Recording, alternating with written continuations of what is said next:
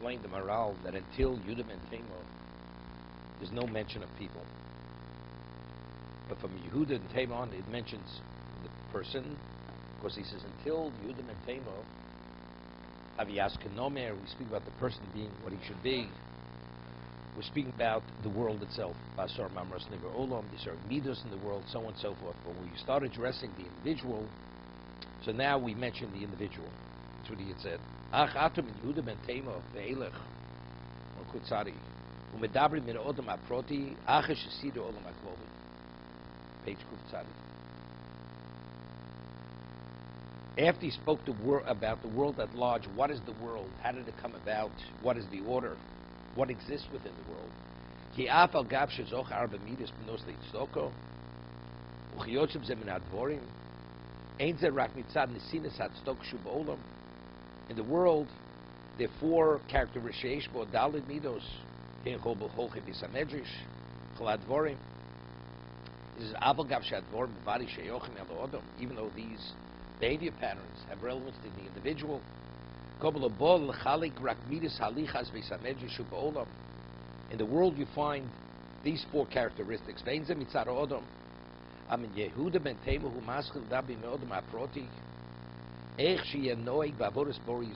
should the person conduct himself? Right? You should be askanomer, you should be gibokari, askanomer, rotzkatzvig, kalkanesher. How should you as an individual? The others, there are four characteristics in the world. There are four different types of people. Now we're addressing the people, the person. How should you behave? Now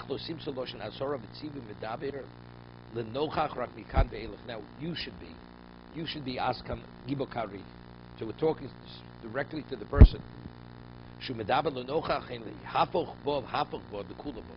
say, as much as you delve in it, keep delving, keep turning it, because it's all there. So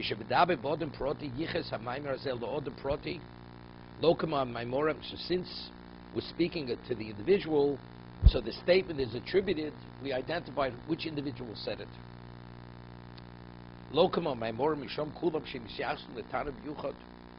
It's not attributed to any individual Tana.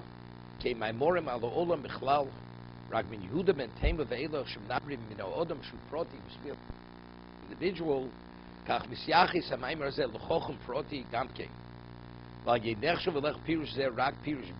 should understand and appreciate this understanding. It's pirush bora ma'od lebishamevin divrei chachomim.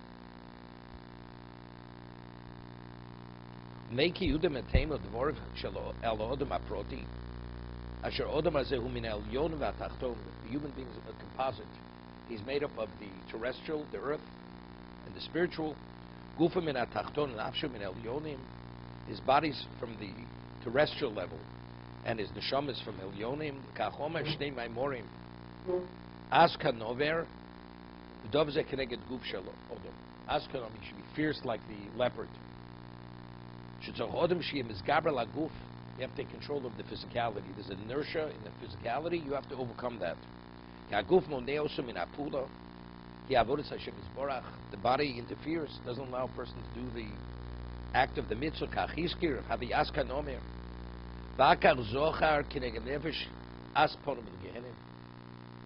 say the insolent person, he goes to Gehenim. The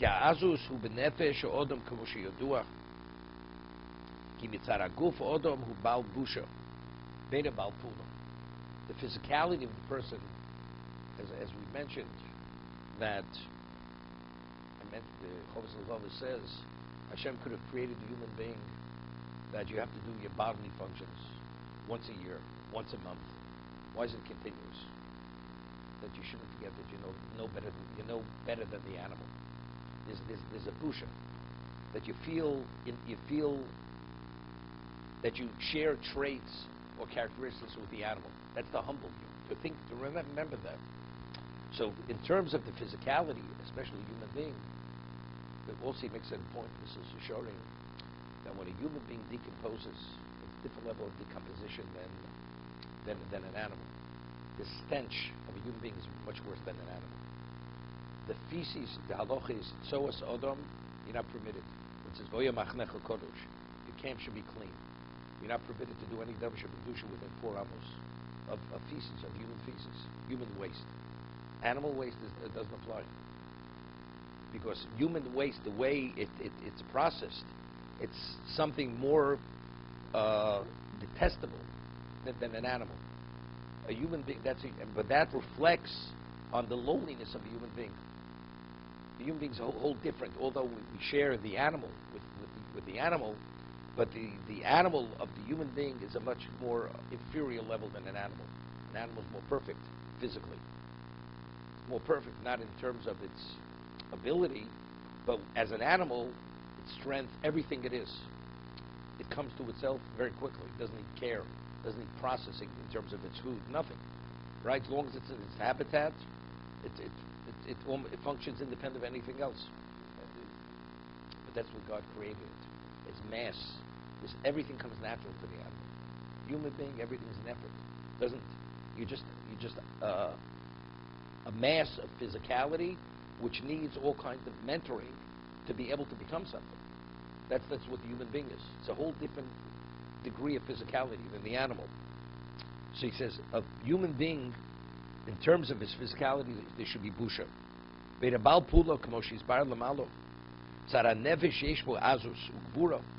The whole determination. Person has determination. That's what? That's the spirit. We call it spirit. He has spirit. Person has ambition. Does ambition emanate from the physicality of the person? The ambition is because the person has desires. The ambition exists to satisfy those desires. The desires of the animal. The ambition is not the animal.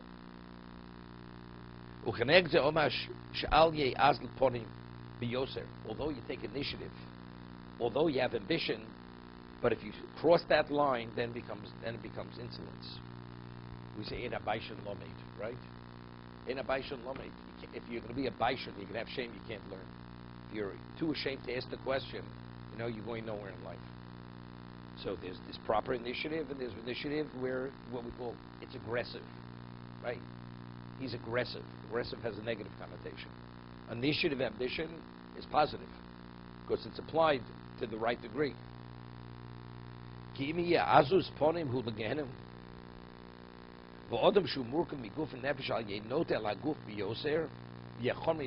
Person shouldn't be too much physical. In